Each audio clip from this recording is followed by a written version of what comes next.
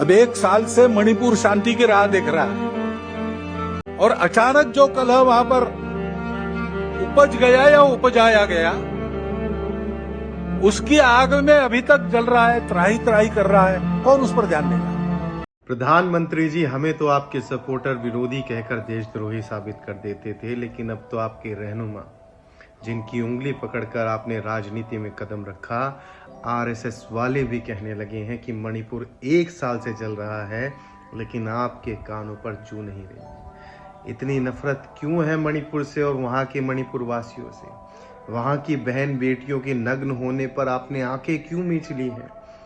एक कारगिल के जवान की बीवी को नंगा किया गया और वो कारगिल का जवान कहता है कि मैंने अपनी भारत माँ की रक्षा तो कर ली, लेकिन मैं अपनी बीवी की रक्षा नहीं कर पाया। लेकिन देश का प्रधानमंत्री आंखें मीच लेता है।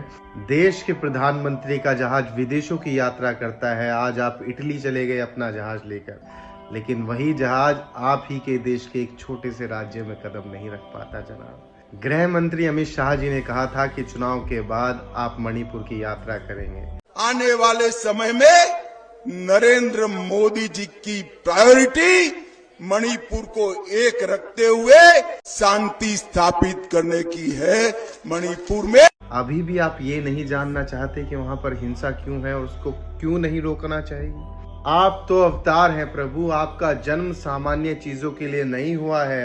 आप तो विदेशों की वॉर रुकवा देते हैं, लेकिन अपने ही देश के एक छोटे से राज्य की वॉर आपसे नहीं हो रही है। ऐसा मत कीजिए प्रभु, वो भी हमारे देश का हिस्सा है। वहाँ की बहन बेटियां भी हमारे देश की बेटियां हैं। हम जैसे लोग बेशक मणिपुर के ना हो, लेकिन वहाँ की बहन बेटियों के साथ जब इस प्रकार का खिलवाड़ होता है उनकी इज्जत के साथ, तो हमें दुख होता है। कृपया जाकर संज्ञान लीजिए, आप देश के प्रधानमंत्री हैं। इस देश ने एक बार फिर से विश्वास जताकर आपको प्रधानमंत्री बनाया है। उनके विश्वास का गला मत घोटिए जनाब, उनके विश्वास का गला मत घोटिए।